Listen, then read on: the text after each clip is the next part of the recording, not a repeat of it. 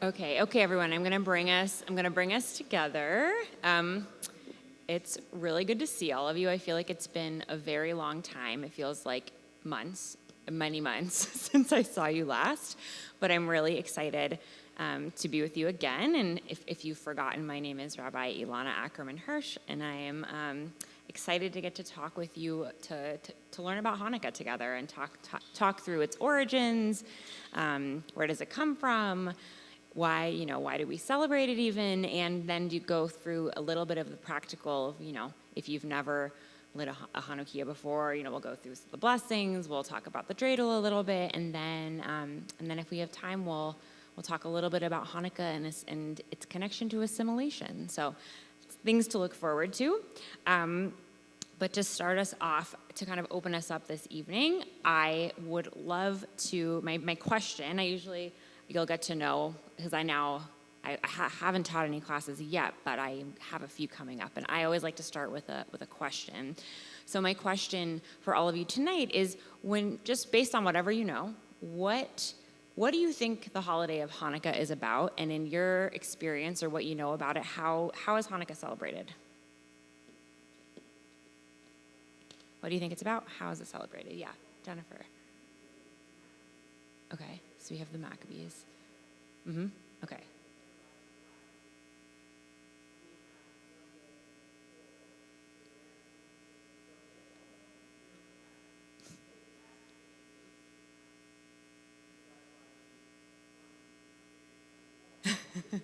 A good guess.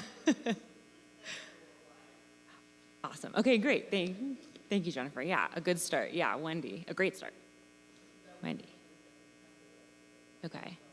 Okay, so something about reclaiming. Yeah. Anyone else? Yeah.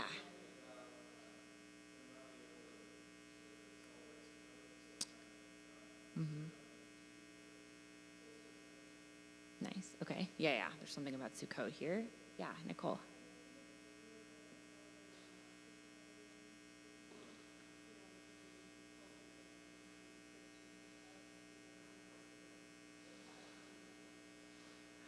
Awesome. Great. How, in your experiences, how have you celebrated Hanukkah? What are some of the ways that when we celebrate Hanukkah, what happens in your lives, in your experiences? Or spin a dreidel. Okay. Nice. Okay, so we have a dreidel. Yeah. Oh, okay. So cooking food and oil. Okay, latkes and donuts. Yeah. I'm gonna eat tomorrow. Okay, sufganiyot. Main thing, sufganiyot. Yeah, Nicole.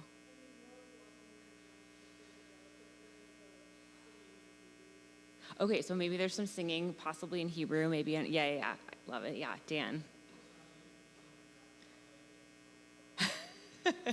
Okay, so perhaps we wrap chocolate in gold foil. Yes. Another way we celebrate. Wendy. 8 nights of presents. Okay, yes. Some people celebrate this way. Yeah. Last one, Vanessa. Oh, okay. Yeah. Have one handy dandy for us to look at. Yeah. Okay. These are great. Okay, so these are awesome answers of some of the reasons, and many of the reasons actually that we do.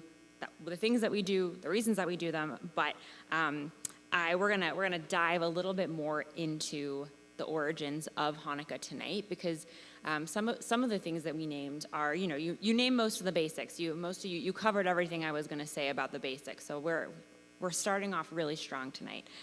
You guys, we're doing a good job. So basically, like Wendy mentioned, the Hanukkah it means rededication. So this is like the holiday, the commemoration of rededicating the temple after it was destroyed by the Syrian Greeks. Not the Romans, actually, but by the Syrian Greeks. Yeah. The Romans are often an issue. Yeah. Second temple is the Romans. Yeah. They're definitely major players in Jewish history, but this time it happens to be the Syrian Greeks. And if you've heard Antiochus, that's the king. This is the emperor at the time of the Seleucid Empire, and we know Jennifer mentioned the Maccabees, so this is led by Judah Maccabee and the eldest son of a priest who they want to reclaim the temple in Jerusalem, which has been turned into a pagan shrine, so desecrated. And at the time, the temple, of course, was a place of sacrifice. This is where ritual sacrifice is occurring. So, and it is supposed to be, it is the holiest place in Judaism. So this is not just like a small, it's not just, destroying a building. It's destroying the place where God supposedly lives. So this is a big deal for them, and they want to rededicate it and reclaim it. As I can't see your name, I'm sorry, Jonathan. As Jonathan mentioned, there is a connection to Sukkot because there are also 8 days of Sukkot, and the story, the theory is that because there was this war and this siege happening, that they weren't able to celebrate Sukkot, so therefore there was kind of this mimicking. Sukkot is 8 days, Hanukkah became 8 days. There is also this connection to they couldn't celebrate it in the fall, so now they're going to celebrate Sukkot later. In terms of how it became a holiday that we celebrate, we don't really know exactly. It's a later addition. It's actually, you may or may not have heard, it's not in the Torah at all. There is absolutely no biblical mention of Hanukkah in the Hebrew Bible in the Torah because it's not a holiday that anybody knew about or celebrated. Really, the first mention, we'll see where the first mention of it is. Actually, we'll get a chance to look at it. But we don't exactly know, but it's later. And as people mentioned, we eat fried foods, which for many people, particularly in the United States, whose families might be Ashkenazi from Eastern Europe, we think of latkes or levivot in Hebrew, and we think of sufganiyot or jelly donuts. But there are different traditions all over the world. There are, in Yemenite Jews eat. I can't say it right, but it looks to me like it's malawa. Thank you. It's very delicious if you haven't had it, but Jews from India eat like a fried, like a fritter, so depending on where you're from, it's not just donuts. There are all of these other chickpea fritters, lots of different types of fried food. And actually I love this fact, the first latkes that we know about were not potatoes, but they are cheese. Yes. In the 13th century in Italy, the very first latke type, like a pancake, were fried ricotta pancakes. So they're called cassolas. If you want to branch out, I think fried ricotta sounds delicious. And they've been around. So that we know from the 1200s is about the first latke-ish kind of cheese latke, which I think sounds great. And like I said, so Wendy mentioned gifts, but of course, in many places there are no gifts. Really, gifts are, because the only reason that we get gifts for Hanukkah is because of Christmas. Right. And so in America, we live in Hanukkah is a very minor holiday that has become a very major, it's a holiday that I think a lot of people who are not Jewish know about because it's often so close to Christmas. This year, in fact, it starts on Christmas.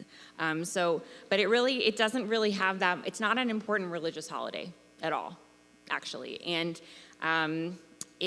we only celebrate it because in America, the reason it's so important is because when Jews immigrated to the United States,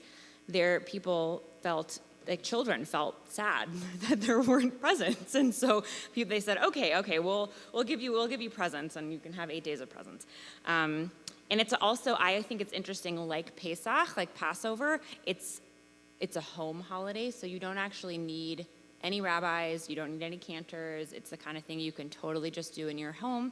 You don't need, as Jews, we like to do things in community, so we like to be together, in fact, tomorrow night. And also the next Friday, too. Tomorrow we have a big Hanukkah celebration in Shabbat, so, you're welcome, all invited, welcome to come. But it's something you can just do at home because it's very minor. So that's kind of the basics. That's the basic overview of what is Hanukkah. Oh, and it's always on the 25th of Kislev, of the month of Kislev. That's the other piece. And so because the Jewish calendar is solar, it's kind of solar, kind of lunar, it's not always at the same time of year, but generally in November, December.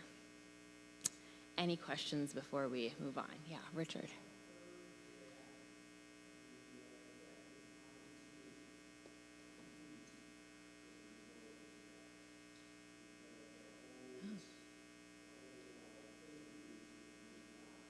Yeah.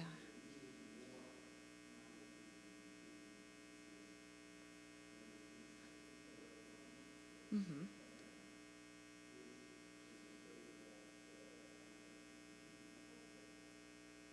Oh, yeah.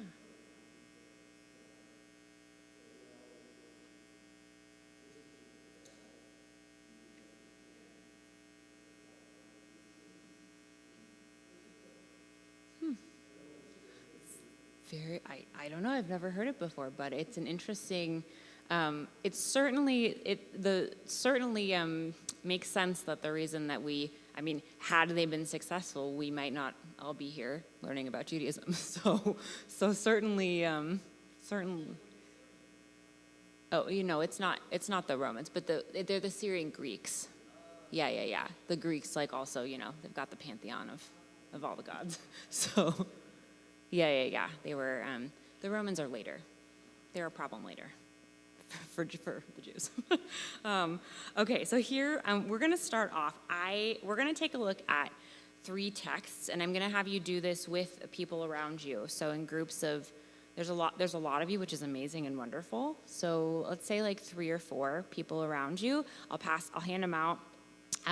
And so you're going to look at each of these texts. They each kind of, and then there are some questions at the bottom of the 3 texts for you to think about and kind of apply to each of the 3. And so they're coming from a few different places. So the very first one is coming from the book of Maccabees, which is not in the Hebrew Bible.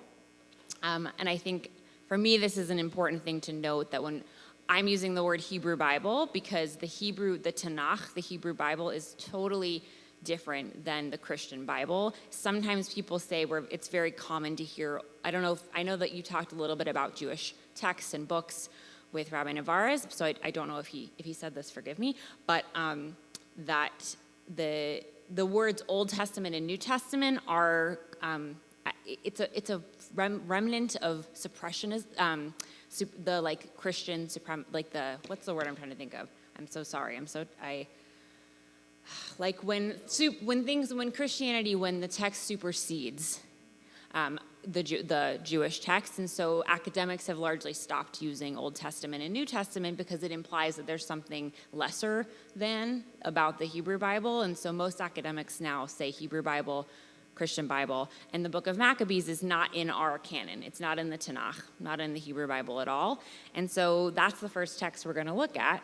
And it's really interesting that the story of Hanukkah is not preserved in our own text. It was preserved by Christians. So something interesting to look at. And then you're gonna look at a little something from the Talmud, which I know you guys talked about a little bit. But as a reminder, this is like the Talmud is the collection of laws. And the rabbis, they would debate and figure out what are we supposed to do and how are we supposed to do it. And then the last text is from a later book, a prayer book called Siddur Ashkenaz, which was like the prayer book that Ashkenazi Jews used for for a very long time. And so it's a text from that prayer book. So I'll be walking around. If you have questions, we'll take depends on how long it takes everyone to read them. Let's say about 15-ish minutes to look at the text, and then we'll come back together and talk about them. So I'm going to pass you some here. So just the first 3 texts. And then to talk about it with, let's say groups of, depending on who's around you, 3, 4, maybe 5 is a lot, but I suggest you read them out loud together as a group, maybe go to different places, go to different parts of the room, and you'll read them together, talk about the questions together. And then we'll come back together.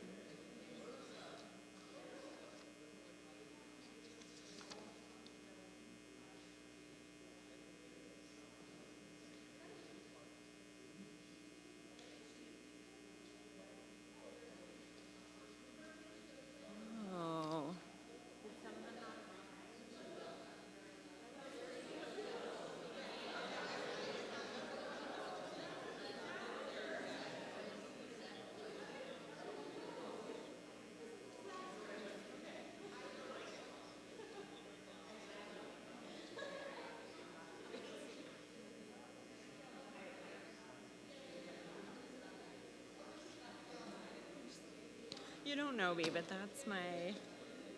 that's okay. Well, we can read the last one. Okay, I just been informed, I realized that the second page did not, out of all these trees that I killed, did not copy correctly. And I didn't check it. So read the first page, and then I will tell you what the second page says. Okay, so just read what you can, and then wait for the part 2.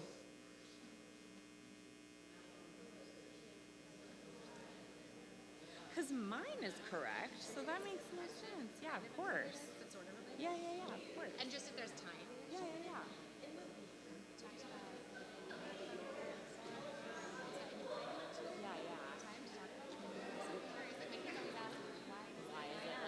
And I tried to tell him it was a later time, but I was like, but that doesn't really make sense either. Yeah, it's confusing because it's both.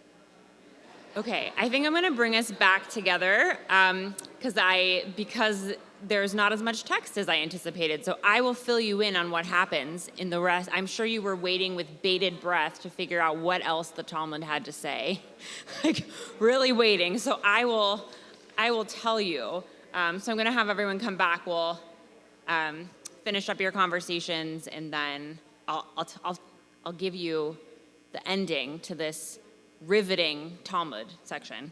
So hi guys. I'm gonna bring us back here. Yeah.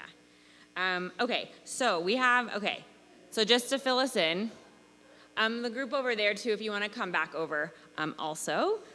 Just to fill you in. So you got a little bit, you got most of the Talmud. That part copied fine. And then, so they defiled all the oils, and when the Hasmonean monarchy emerged victorious over them, they searched and found only one cruse of oil that was placed with the seal of the high priest, undisturbed by the Greeks. And there was sufficient oil there to light the Hanukkah for only one day. And a miracle occurred, and they lit the Hanukkah, and from that one jar of oil, they lit it for 8 days. So the very next year, the rabbis said, this is now a holiday, and we're going to say Hallel, which are prayers of thanksgiving and praise, and that's the Talmud. Suddenly we have this introduction of, suddenly now there's been a miracle. And then the last one that I had wanted you to read, it's from much later, let's say like the medieval period. So the Talmud, the oldest story is from the Maccabees. Then we have the Talmud, which is a little later. And then medieval Jews, in this prayer book they wrote on the days of Hanukkah, they're describing the Maccabees, and they said that God, they're talking to God, they're saying, God, in your abundant mercy, you stood by the Maccabees in their distress. You, God, defended them. You, God, avenged them. You delivered the mighty into the hands of the weak, many into the hands of the few, defiled people into the hands of the undefiled, the wicked into the hands of the righteous, and sinners into the hands of diligent students of your Torah. And you made yourself a great name and sanctified your name in the world. And for your people Israel, you God, performed a great deliverance in redemption unto this very day. So, when having read the first text from Maccabees and heard, so then we have the Talmud text, and then this last one talking about God. When you think about these three texts, what do you notice are the origins and reasons? What are the different reasons they're giving for celebrating Hanukkah? And what is there something different in each text? So we have the Maccabees, the military, the miracle, and then God's deliverance. That's kind of the themes. Like if thinking about the text, why do the texts say that we celebrate Hanukkah? What are the text reasons? Okay, yeah. From the Maccabees. Yeah. So there's the Maccabees reason.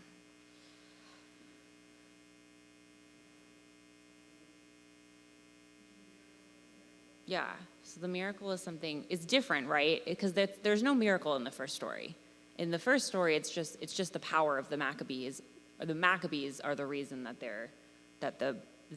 we celebrate. Their military defeat and success is why we celebrate. And then we have the Talmud introducing this idea of a miracle, and that's where the oil comes in.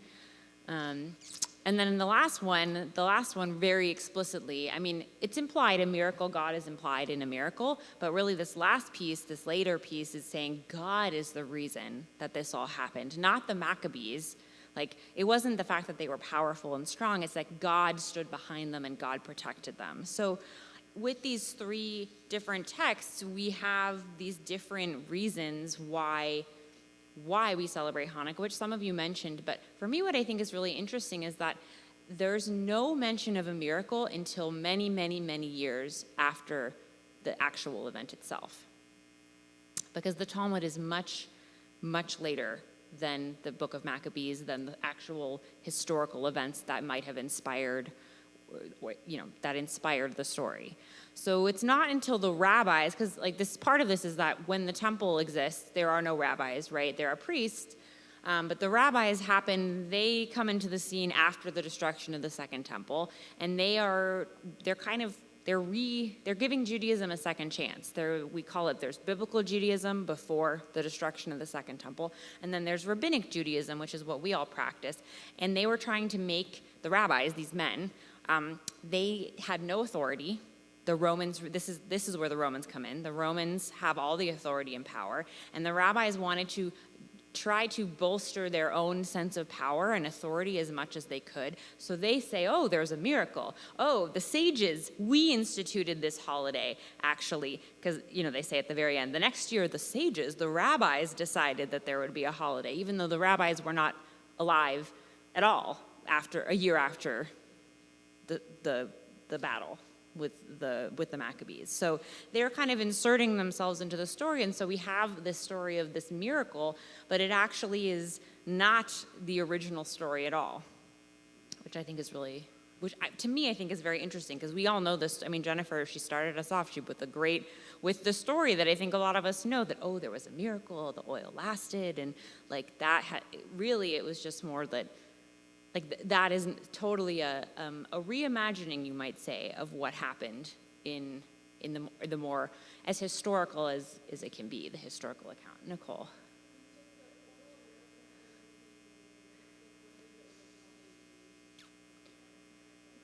From Sukkot, like Jonathan mentioned. Yeah. So they got the 8 days from Sukkot because they were they didn't get to, on Sukkot also, like, you sacrifice a series of bulls, and like that's so on the 8 days it's like, I think by the end you sacrifice like 60 something, I forget the exact number, 52 bulls or something like that. So on Sukkot and so they didn't have the temple because the temple had been desecrated and was filled with pagan idols, and so they couldn't go and sacrifice their 52 however many bulls that they needed to sacrifice for 8 days.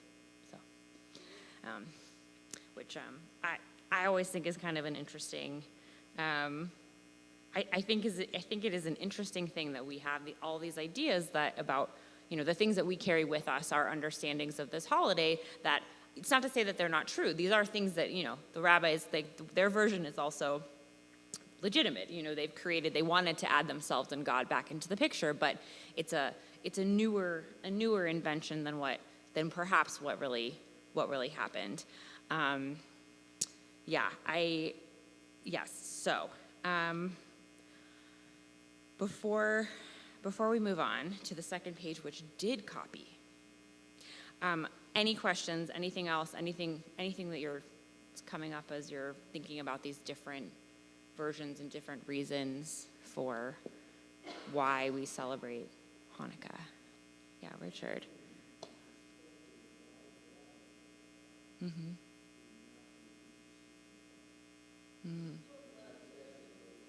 I can repeat it.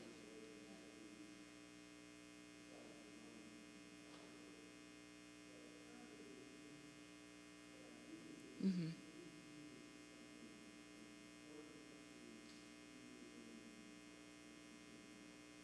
I mean, it's not so much. So Richard's saying, why, his question is sort of around why did the rabbis maybe not view this as such an important event. And it's not that I don't think that for them, they're making it, I would say actually that they're perhaps elevating the importance by adding a miracle. When we're talking about the rabbis, that's who we mean. That's who we're talking about. Because in the story of Maccabees, there's no miracle. It's just military might and defeat. And by the way, if we have time, we'll talk about this too, but the early Zionists really, really loved that version of the story because they go back. There's kind of this resurgence and desire, and there's a song, Mi Yimalel, which you might know. It's a song that's popular in Israel, where the words are, it wasn't God, it was us. The Jewish people, we're the ones who made this miracle happen. And so the rabbis are trying to put the importance on themselves, but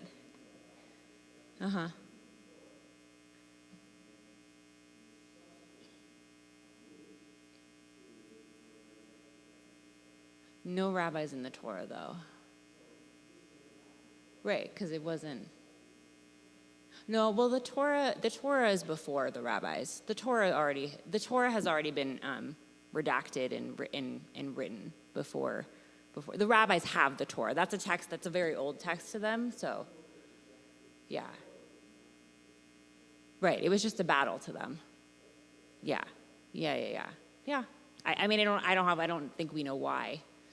It wasn't very important to them. I mean, I think what was more important later, I think the destruction of the second temple became more of an issue and more traumatic than even this story, which is traumatic in its own way. Yeah, Amanda.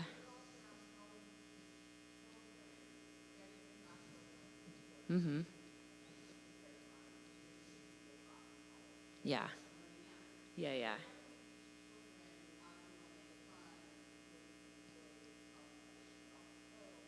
Mm-hmm.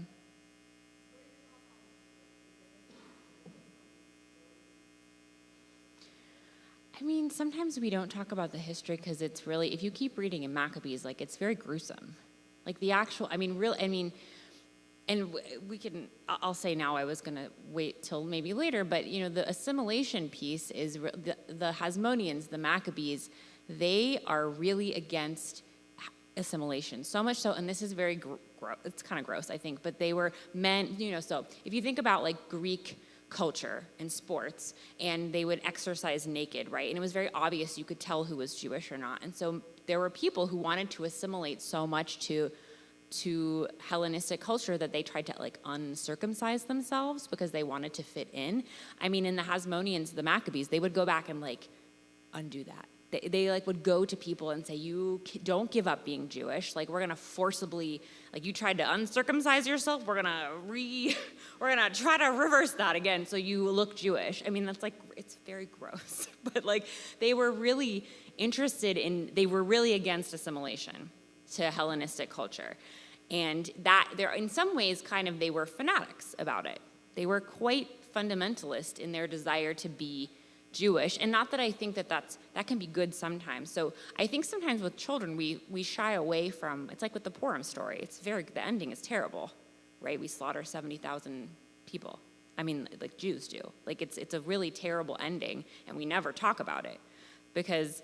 And I think it's one of those things that I think you're right that there is a way to talk about the history. And, like, it's not to say, I don't bring these texts to say that one is more correct than the other or that one has more weight than the other, but just to me, from my perspective, I think it's really interesting that we know a story in our day and age which is very far removed from these events. And that it's kind of become like a tapestry, like woven together of all of these different versions of, like, here's what the historical account says, here's what the rabbis want, here's what even more religious people who lived in a time when it wasn't safe to assimilate, they couldn't assimilate, so they said God is the only one who could save us. So I think that it's not bad to not do it, but I think we do tend, not just in Jewish spaces, but I think we tend to shy away from history that's uncomfortable.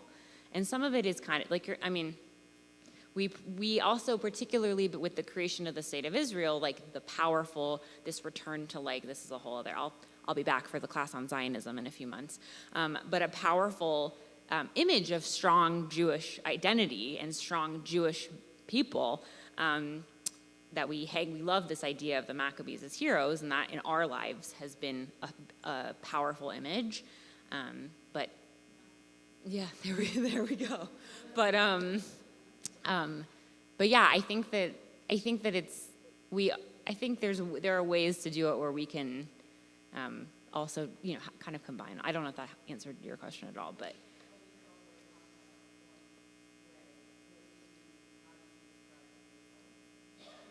I think that's a great question. I mean, and I think in a reform space, we have I think we can debate why are we celebrating it, and that really is, it's kind of my closing question though, but something to think about, like why do we celebrate this holiday, and why, how do we want to, do we want to keep the thing, do we want to keep practicing and celebrating it the way we celebrate it, or are there maybe ways to think about it differently?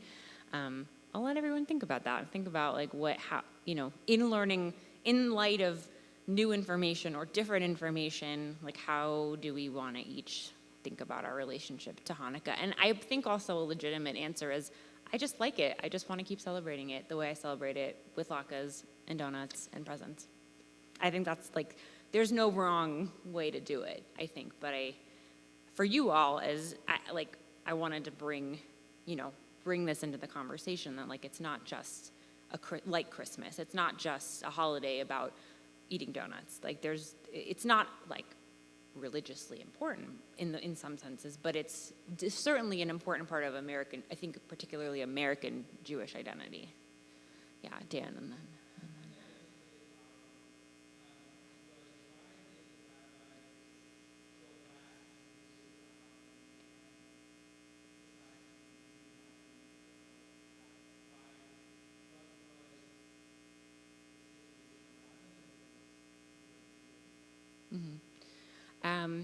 I think so. The rabbis lived in a time within Roman rule. They were Roman. Either they lived in the land of Israel and Romans were the ruling class, or they lived in exile in Babylonia. And so I think for them, they're trying to assert, like make connections and make things and give themselves authority and say, we made this holiday that you were going to do now. You can do it at home. It's because there was a miracle and God is attached to it. But it's more just like they pretty much went back and covered everything you could imagine. Like they did not, I don't know that there's a specific reason like this exact holiday. I think that there was a practice. People obviously were commemorating it because of the history, because of what they remembered. And then they often did this, they took something that had, not pagan per se, but like it wasn't necessarily connected to God, and they said, this thing everyone is doing, they're commemorating the Maccabees, they're commemorating this military victory, we're gonna put God in it and insert ourselves in it so that it's Jewish. Like, so it feels more like connected to the Judaism that they hoped would exist in the world. Yeah, they took I'm trying to think of like another good example of something that the rabbis put significance onto that, even things like, I'm trying to think.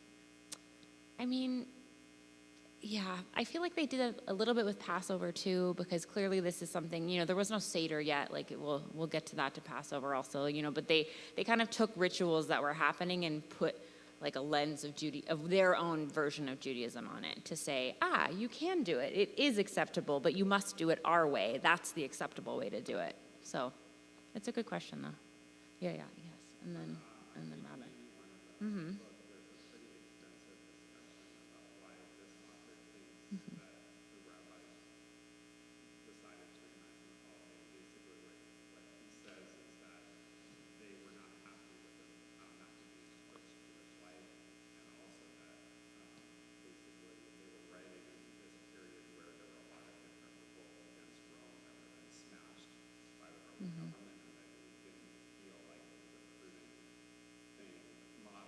Mm-hmm. For the Jews to pursue as a military model because of the power that Rome had. And so they tried to reimagine it to shift the focus away from a military approach to, or like the holidays are supposed to celebrate military victories, and over towards this idea of, the rabbis creating this idea of like a celebration of light at the darkest periods. And so it's on page 91 of his book. It's fairly detailed. Yeah.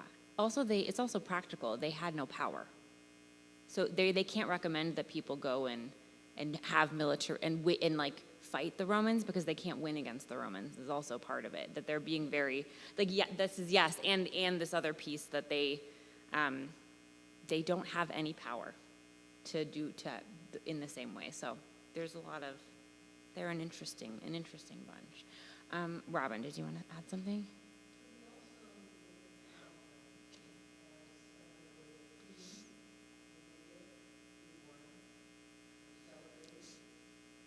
Yeah, many people, I think often a lot of people, you know, I feel like the famous phrase is what they tried to kill us. We won. Let's eat. Like that's the. Yes, I think that that's definitely part of it as well. And I think also too this idea. You know, there are lots of winter solstice holidays as well where people across the globe like want. It's very dark. It's cold in most places. You know, people are looking for ways to add light into the. So all of these reasons are part of it as well. But just there's. It's not just like there's one exact answer. I mean, it's very Jewish, right? There's not like just one right answer. There's like lots of things going on as well. Okay, so I'm gonna have us turn to part 2 a little bit, and we're gonna talk a little bit about how do we light the Hanukkah, and this is also from the Talmud. And this is, I'll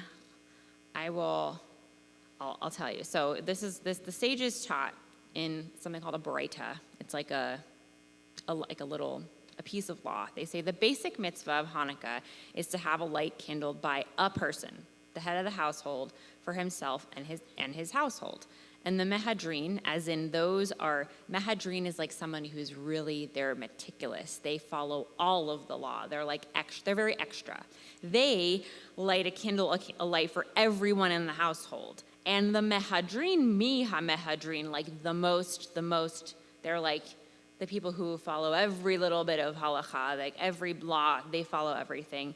They adjust the number of lights daily, as in, the first night they light 1 Hanukkah, the second night they light 2, the third until they have 8.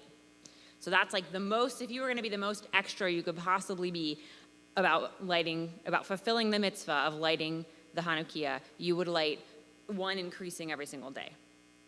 Most people, I feel like in my family we always lit like 1 and then 1 and then like I'm the oldest of 3. Like we would light a Hanukkah. But you only have to light 1. That's the basic obligation, is you just have to light 1. And it goes on to talk about how in later places that it has to be in a window. It has to be visible. You want everyone to, the part of the mitzvah is having the light be seen by other people outside of your house. And they say if it's dangerous, you don't. If you're in a time of danger, then you don't put it in the window because you want to be safe. And if you think about Jewish history, like there are times where it hasn't maybe been safe to be so obviously Jewish, but it's like they're like if it's really extreme, then don't put it in the window. Otherwise, technically, you're supposed to put it in the window. And this other piece I think is interesting. So we've got, you may have heard, there's the house of Shammai, there's the house of Hillel. There are these 2 houses of like schools of thought, basically, and they're always fighting. And Beit Shammai says on the first day you light 8 candles, and then you gradually decrease the candles until there's 1. And the house of Hillel says on the first day you light 1 light, and then each night you add candles, which you might know. But you might know that we go with Hillel.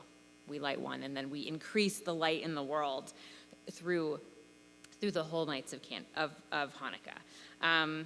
So those are kind of the 2. Some people still say, well, what about like Shammai sounds better to like start with a lot of them and then decrease. But I kind of like the idea of adding light into the world every night that we have Hanukkah and having it, But so Shammai is usually the one that's wrong. We usually go with Hillel. Generally, this is it. Like truly, we usually like go with Hillel's opinion. So I'm not just like another rabbi, just a dude who he had different opinions, and he and Hillel are always fighting and always have. They're kind of like literary foils to each other. Yeah, Dan.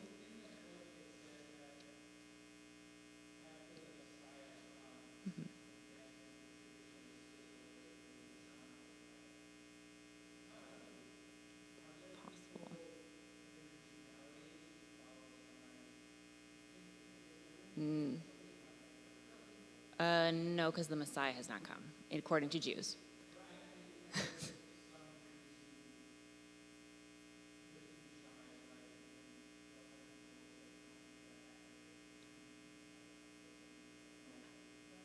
No, there are no people who are Jews who follow, and sometimes sometimes he wins in this battle. Sometimes Shammai wins, but like if the ruling, whatever the ruling is, this is kind of I think a really unique thing to Judaism, like the minority opinion, the opinion that loses, the argument still gets, we preserved all of it because the rabbis were like, what if one day we decide that we were wrong? So we have to still write Shammai down just in case, but there are no Jews who in this case for Hanukkah, or there'd be no reason to do the other way, especially for people who are really religious and who like follow halakha, who like are halachically bound. There'd be no reason to do that. So, but it's a good question. But no, Hillel, we like to add light in the world. Yeah. Oh, they talk about it also. I think it's more just like that you need one to help. You need to have it light the other. You've already lit it. It's kind of like, you know how with Shabbat, the like once you've lit the candles, you can't do anything else. So like Shabbat has started, and then that's why you do the So you need a helper. I don't know that there's like I could look it up. I'm not sure, but I don't know that there's like a reason that there's like halakhically, yeah. I was just gonna ask, like, what you were saying about Shammai and Hillel. Is there always like, for example, could you choose to like do Shammai's, right, and listen to him over Hillel? I guess because like, is there a right or a wrong? Yeah. Okay. Yeah. So there is, in the end, there is like someone is determined to be right. Yeah. And all rabbis usually, or do you have to like go with who you consider correctly? Yes. I mean, if we're talking like, for most of Jewish history, most Jews followed halakha.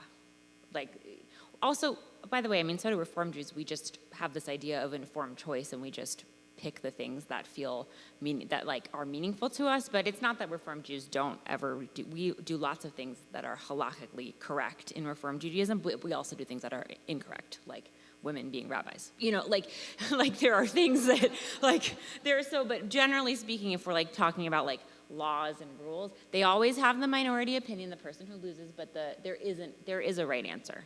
There is somebody who wins the argument always because they love to fight, and there's always a winner.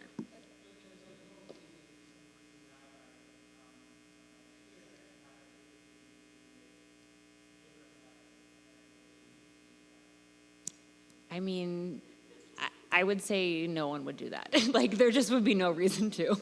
Like, it's just one of those things. It's like, it's not the same, for example, as like some people, like here at Beth Israel, some of the clergy are more strict about keeping kosher.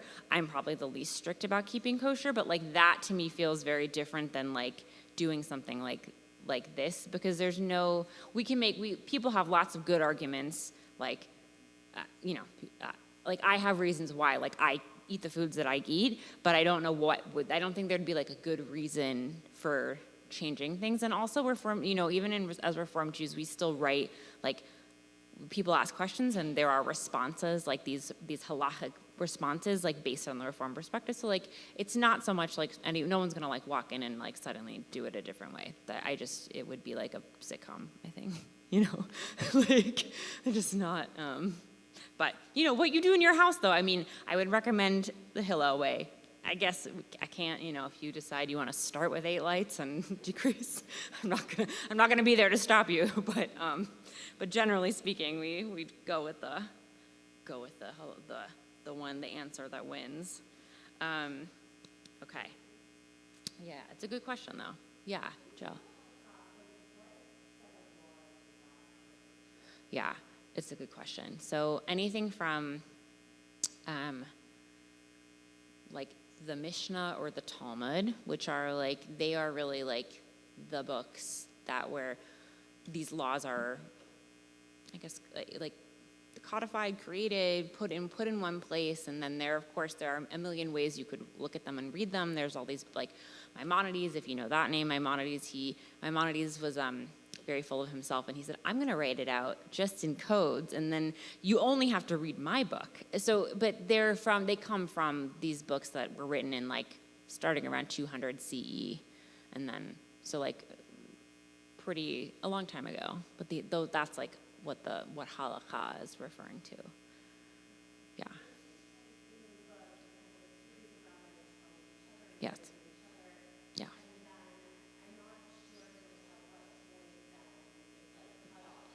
Oh, it's it's a good question. Uh-huh. Yeah, yeah.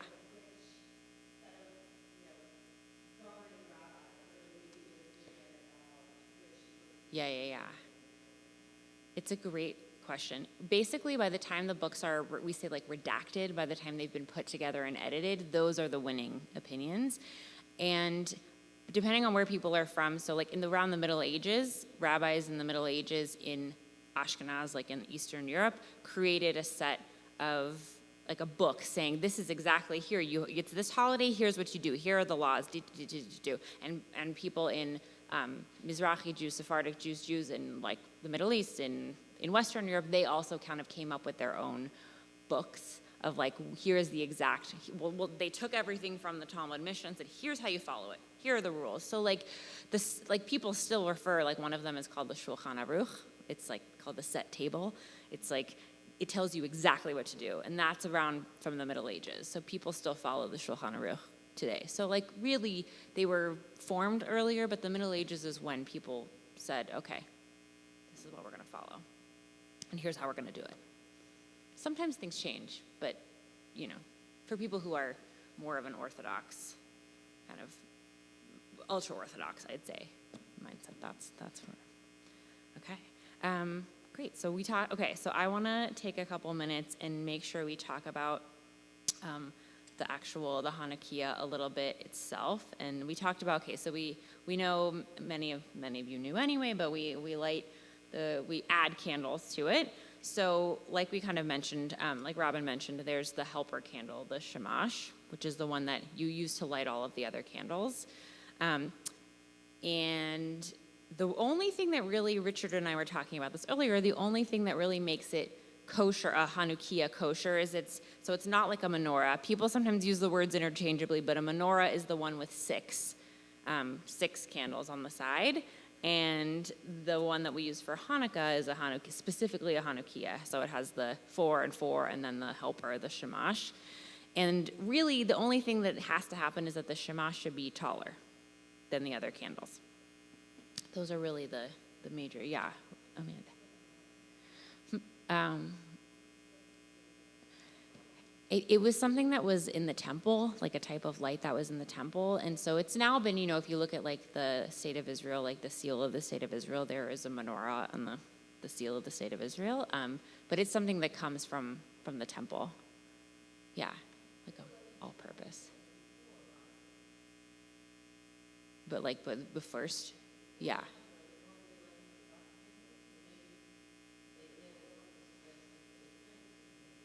Oh yeah, no, they're two separate. Yeah, you've got to do them. You can't they count as two separate things. The Shabbat is Shabbat, Hanukkah is Hanukkah. So you still on Hanukkah, you'd we light Shabbat candles too. Yeah. Okay, yes. So and it's to me this is always a little confusing the way I always mix it up every single year. But you put them in right to left. You add the candles right to left, but you light them left to right. So you put them in right to left, and you light them left to right, which I always have to look up every single year because it's kind of counterintuitive. and talked about sharing the miracle. Yeah. Left to right. Okay. Those are pretty much the basics. And in the Susan very lovingly helped make bags for everyone when you leave. So there are the blessings in the bags. There are Hanukkah candles, gelt, a little dreidel, and because the dreidel is the other piece also. So this is kind of one of those. The dreidel is like a children's game, right, or a gambling game. Also, some people would gamble, and so they'd have coins, and they would use it to hide that they were studying Torah. That's the rumor. I don't know how true this really is. This is the mythology of it. That when the Greeks would come by, they're saying, "Oh, we're just playing this game. We're not really studying Torah." And so supposedly that's why we have the dreidel, and it has the letters. It has the nun, the shin, the gimel, and the hey on it, which stands for Nes Gadol Haya. Depends on where you are. If you're here, it says Sham. That's why there's a shin. But if you're in Israel, it has a different letter. It has a pei because it's po. So because in Israel, the miracle happened there. So we say the miracle happened there, Sham. But in Israel, dreidels say, hey, a miracle happened here. So, which is kind of cool, always cool to see the difference in dreidels. But so that's the acronym of the letters. And, when you play, now we play with gelt, not so much. Some people still, some people play with money, but I feel like gelt, the chocolate, is kind of the preferred currency for a dreidel game of dreidel. So those are kind of the major pieces. And other than that, and once you light the candles and you say the blessings, that is, and you theoretically put the Hanukkah in the window so everyone can see like the miracle advertised. Those are the lighting the Hanukkah and saying the blessings and putting it out. That's all you have to do for Hanukkah. The rest of it is, and it's just minhag. It's just tradition. Minhag means tradition. It's just tradition to eat fried foods. The rabbis, as we saw, did not say anything about fried foods. They just care about the candles and celebrating the miracle itself. So that's yeah. Mm-hmm. I don't think people generally light it anymore. It was like something that was like in the temple. Yeah. Like just part of it. But no one no one is like, yeah. No, I think there are probably things that they did with it in the temple that we have no idea, that are just lost to time. You know what I mean? Like we just don't know like what they would have done with it. But now this is the Hanukkah configuration. And it's still a symbol though, like of the state of Israel, like some of it is that they're called people, the words are they're different things, but people use the words interchangeably. Like Hanukkah, menorah, like it's, all interchangeable. Yeah. Dan, did you want?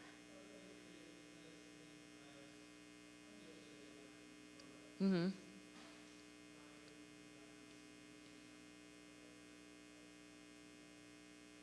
Because I do think it's a symbol. It's like a symbol from the temple. I just, and I think also particularly, it's just one of those things like a Magen David that's like a symbol of like a Jewish symbol.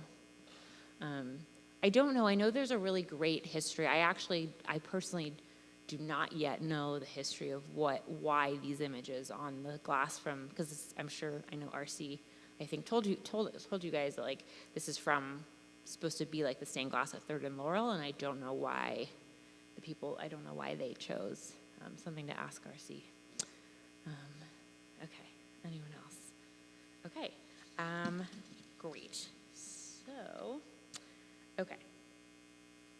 Did that. Okay. So let's take a 5-minute break, like a bio break, and then we'll come back at 7:34. So we'll come back, let's say like at 7:40. We'll round up to 7.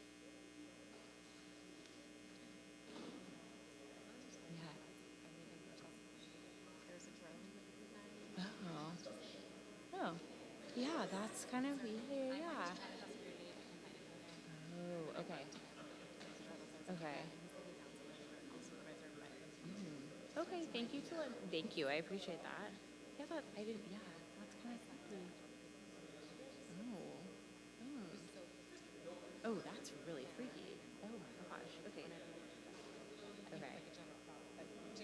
Here, yeah, no, I appreciate you telling me. Appreciate that.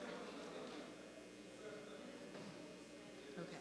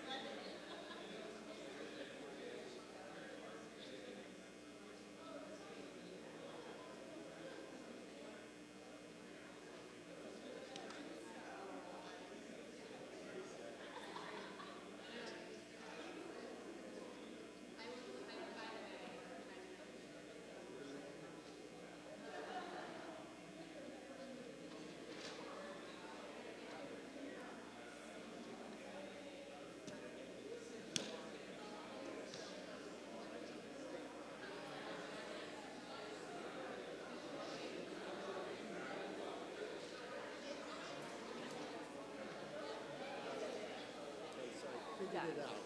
This was just one of many battles that went on at that time.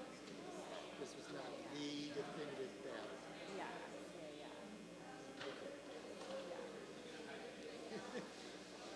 If it was the definitive battle, we would have a different way we felt. I mean, well, it's not necessarily that, I mean, I think it's just, I mean, it's not that it's not definitive. I think it is the battle that got the temple back. But I don't, Yes, but I yes. don't think it matters so much that, like, In the just that scheme of things at that it's just time, also more like it's just not a reason. Like, there's not like a real rhyme or reason to it. It just like happens to be that it's not, it doesn't have like a religious I'm trying to figure out why that is. Right. And my assumption is that there were all kinds of other things going on in the world at that time, and many other masses, and this was just one of them. And I think it's just I don't know that there's a reason why it wasn't wonderful. You know what I mean? I think it It's just gonna like, keep the it upper just drive like of course. wasn't, This will keep the upper drive, but I understand what you're saying. you know, one of those things that's like, you know, wasn't related to rain, it wasn't related to agriculture, you know, there was like, not, it was just sort of like, yeah, it was a military battle. When they won it, we got the temple, you know, it had been desecrated, and so we got it back.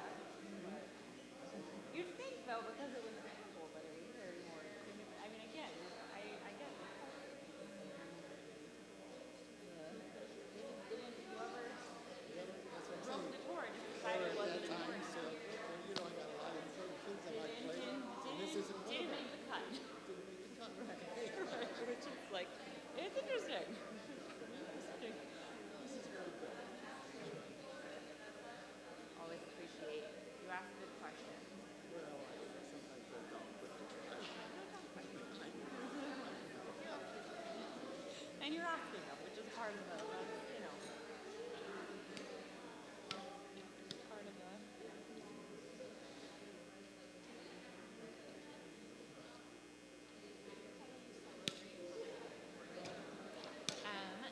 I mean, you know, my mom was like a great cook. Like, one day we'd be like, pork, or like one night we'd be, you know, like, I don't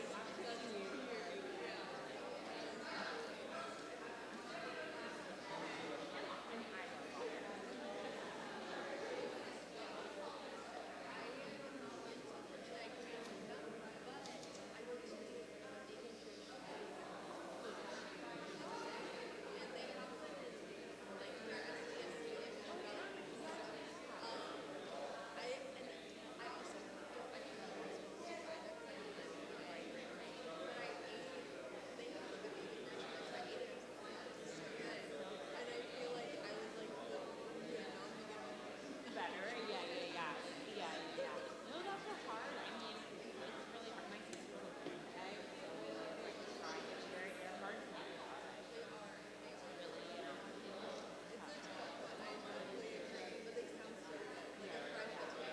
Yeah. You know, honestly, you could just like make hash browns and kind of get the soup. You know what I mean? Like you could kind of just like make like a vegan butter or something. Yeah. And there are vegan donuts sometimes. That's easier. Definitely easier to find for sure.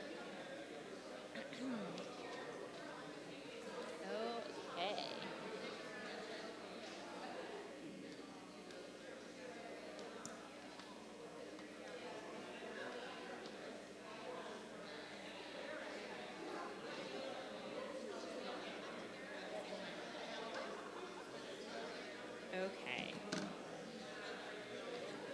Okay, I'm gonna bring us back together. I love that you've got your Hanukkah bags.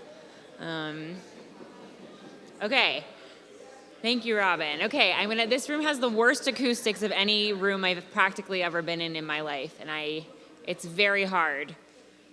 But you guys are better. Last week I was with 4th through 6th graders, and that was very hard to get them to come back together. You guys at least was a little faster. That's good. Okay, so I wanna add kind of one more thing into the mix. I realize I'm gonna try to play it as loudly as I can, but I'm going to play a song, the song I mentioned a little bit before, called Mi Yemalel, because I just want to bring in one more piece to complicate the story of Hanukkah a little bit. This song is gained popularity in the early 20th century with early Zionists. And so we'll listen to it, and then we'll read the lyrics and talk about it. So I'm going to try. We'll see if it'll work if I hold. I'm not sure if you'll be able to hear it well enough, but we'll try. Okay. Is this a version I want?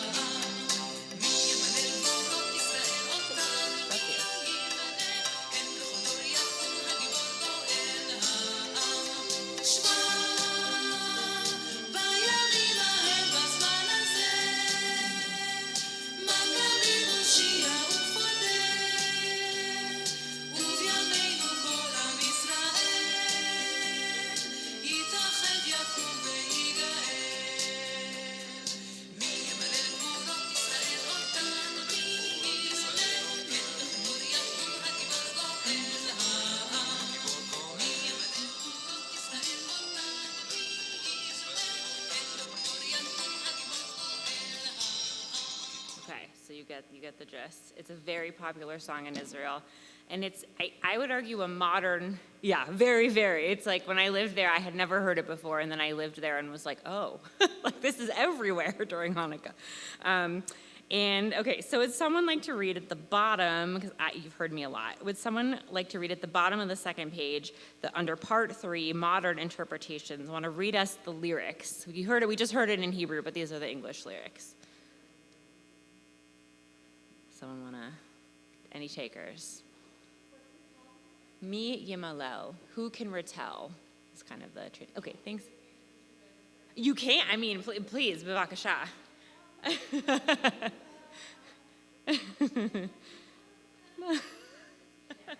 That was beautiful.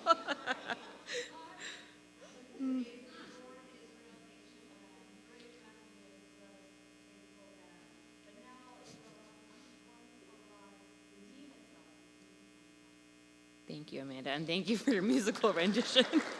Very beautiful. Yes, okay, so in this version, it's almost like we've done the original, the Maccabees is this story about the power of the Maccabees, right? And then we had kind of the miracle. We had in the medieval Jews were like, actually God saved us. It was only God who saved us. And this is kind of a return to it wasn't God actually in this version. I would say that it's the Jewish people who saved themselves from this fate and from the Syrians. And so I think it's I think it's really interesting that there has been this return, and that it's so important also for early Zionists when they're in many ways. If we think of if you've ever heard the story of Masada and the Battle of Masada, it was a story that had kind of been forgotten, but early Zionists looked at that and they said, oh, this is a really powerful moment in Jewish history, and we're going to kind of take that story and help us and use it to help us to say, actually, here's something to be really proud of. So I think it's interesting, and it's still very popular in Israel, this Hanukkah song. There may not be, many people, in my experience, I mean, Itamar, you can say, people don't really give presents so much. There's not really, the Americanisms, don't really happen, really, Right. But not right, not 8 nights. Yeah. I'm a little something, yeah.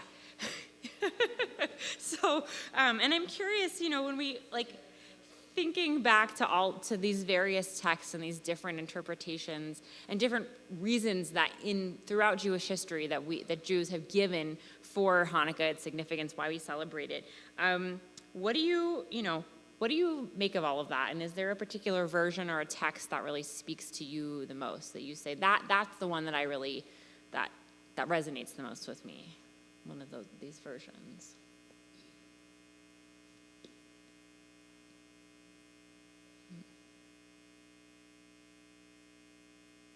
Yeah.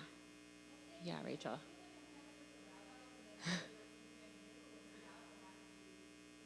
Yeah.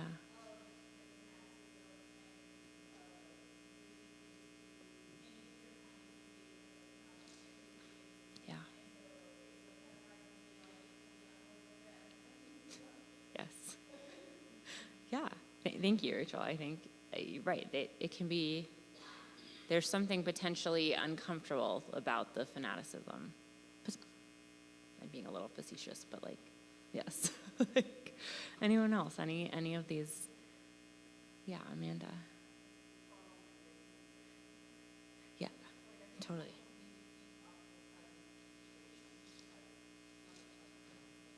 Yeah, yeah.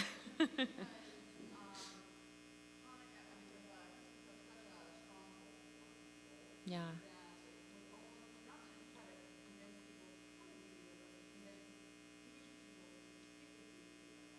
Mm-hmm. Yeah, yeah.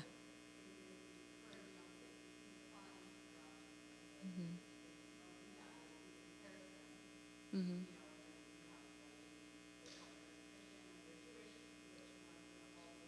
Mm-hmm.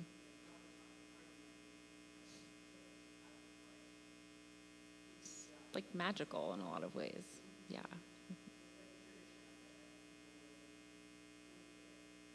Mm-hmm.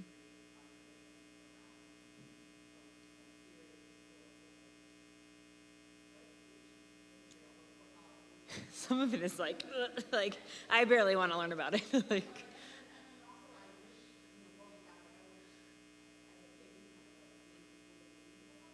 yeah.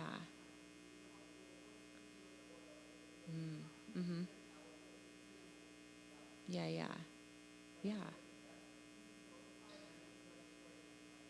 Yeah. Right. Yeah, yeah, yeah. I think that's really interesting because I think that, and I appreciate your point. It's kind of ironic in some ways, right? Like Hanukkah is, I think I would make the argument. I think others do too. That really, it's a polemic against assimilation. Like the reasons that the Maccabees did what they did is because they were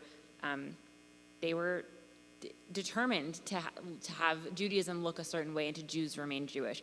And it is kind of then a little, there's a tension then in our own culture where Hanukkah, because of the desire to assimilate, Hanukkah has become more popular.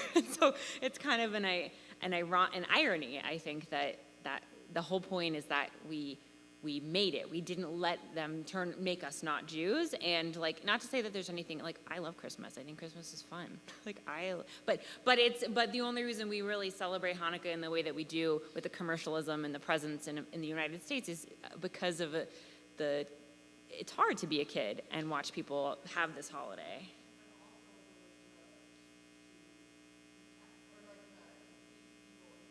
Yeah. Yeah.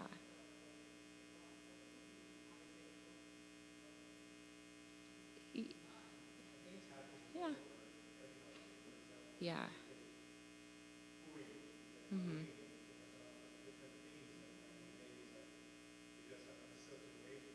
Yeah. Yeah. Yeah, yeah.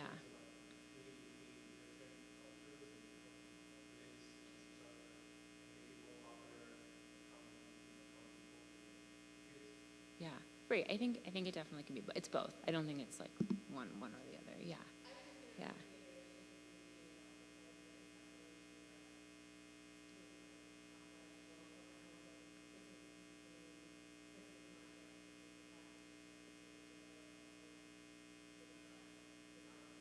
Mhm.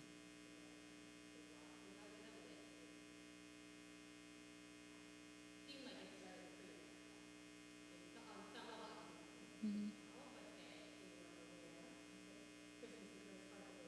Yeah.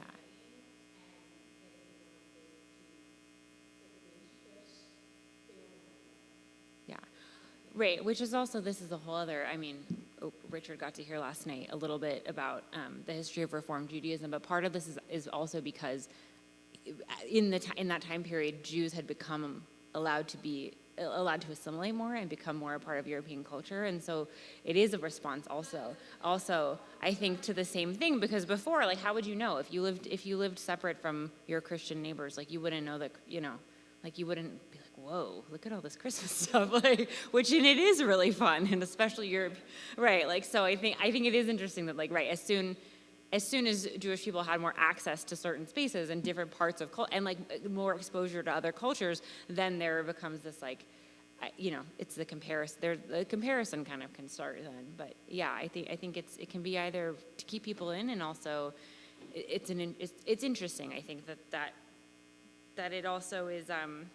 There is this sense of, like, as Jewish people acculturate to cultures around them, then even something like Hanukkah that doesn't have a lot of, frankly, that it's not important. It's a minor holiday. It is not considered to be important religiously, and yet now it has this big kind of looms, I think, in people's imaginations as like a Jewish holiday. So very interesting. Yeah, Jessica.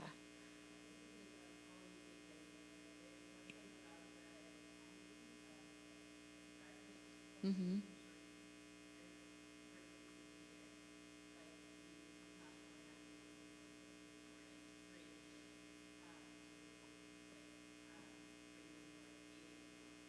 Mm-hmm.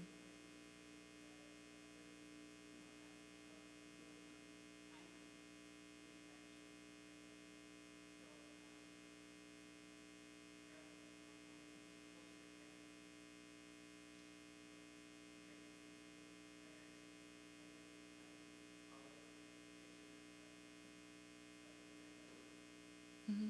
Yeah, I mean, I think it is. It's nice, and I'm sorry. Remind me your name. I can't see your name tag. Alyssa. I was like, I can't see it at this angle. You were asking. She was asking earlier about the calendar and why I had mentioned, like, the Jewish calendar is, it's solar, lunar, loony solar, I think is the combo, the words, and some of that is partly because they wanted to keep certain holidays at certain times. So in the Islamic calendar, that doesn't happen, right? Like, Ramadan can happen anytime. It just depends on when in the lunar calendar that it comes up. But there were certain things, like, to your point, Jessica, where people looked at, once there was the Gregorian calendar, the solar calendar, people said, well, but we actually like having Hanukkah around when it's dark. We like having, Passover happens in the spring. Like, there are certain things. So it's partly, like, they partly created the calendar, to your point, around that idea of wanting to, yes, it's based on the moon in terms of the days of the month when Jewish months start, but also there were, things like adding more light into the world, and that it's not just Jewish culture, many cultures. So, yeah, awesome. Yeah.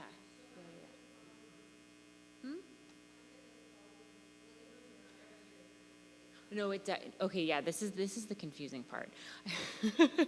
It's always in the same, like, in November, December, the darkest months, but because it's also lunar, then it changes when the 25th of Kislev falls. Yeah. So, like, yeah, it does. It's just that we are, like, yes, it's sort of always in the same time of year. The date is not always the same. Like, Christmas is always the 25th of December, like starting Christmas Eve, 24th of December. But our holiday, like, it depends on, it's both. It's like a both solar, both lunar, complicated calendar. Yeah. Okay, any other questions? Yeah, I mean, and to go back to, Amanda raised the question at the very beginning of, like, thinking about all of this, like, would you, reconsider, does any of this information change what you think about Hanukkah? I mean, Rachel, you kind of said, you're like, I kind of like what the rabbis, I kind of like the idea of lessening the militaristic, fundamentalist ideas, but anyone else have any thoughts about anything change, is new with different information? How are you thinking about Hanukkah this year or in the future? Yeah.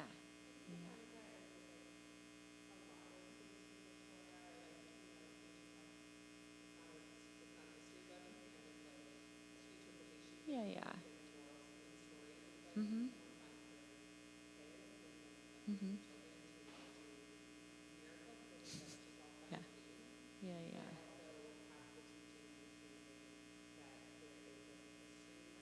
Mhm.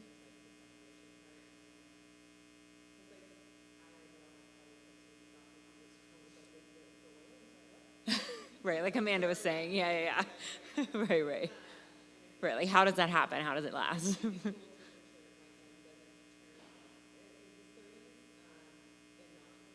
Right, right, right.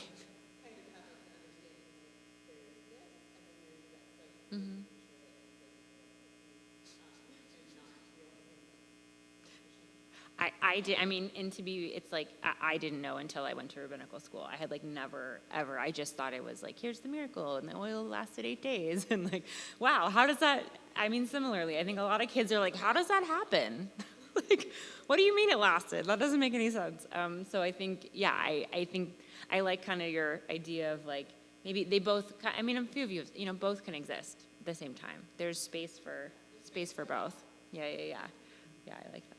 Anyone else have any last thoughts before, or any last questions? Anything you're still wondering about? Yes. Yeah, Leo.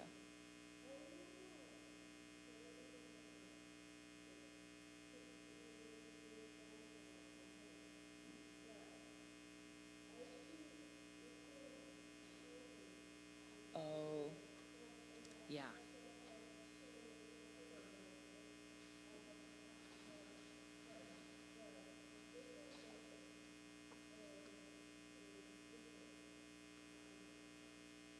Yeah, like the letters, like you mean the way the letters look? No? Point it here, point it out to me. Oh, hold on, I'm caught.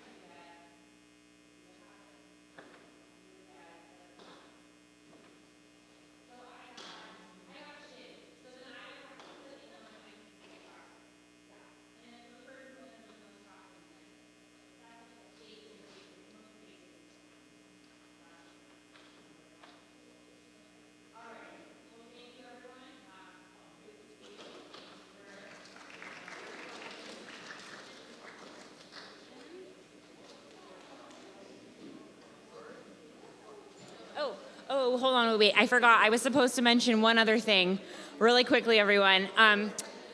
Just something to put on your calendars. First of all, not only Hanukkah Shabbat tomorrow, but the other thing I want to mention for people who are in the 22 to 35 age range, like 20s, 30s, you can be a little older than 35, but 20s, 30s, on January 22nd, a Wednesday evening, we are going to have, with me, a drinks and appetizers event, location to be announced, but if you're in your 20s, 30s, and you'd like to come, we're going to have an event. So just more information to follow, but Rose wanted me to make sure to say it.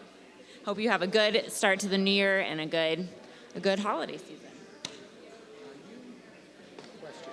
Yes. Are you familiar with this song? No, I'm not. This is one of the most emotional things that I'm exposed to. The story was in Florence, Montana. Oh, I know the story. Yeah. Yeah, this is the song. Oh, I didn't realize that it's so I know of the. And it's so powerful. Yeah. And I don't know if it ties together Hanukkah and what you're going to do with anti-Semitism. Yeah. I mean. The response to it is just unbelievable. The community's response. Yeah. It is. I forgot. I didn't know there was a song, but. Oh, really? Wow. I know there's a short film, like a documentary, that I've seen when I was younger. Yeah, it is a still very. works. I can send you a link to Okay. what I think is the most emotional presentation of that. I cried. Please do. Yeah. Thank you, Richard. What time is it?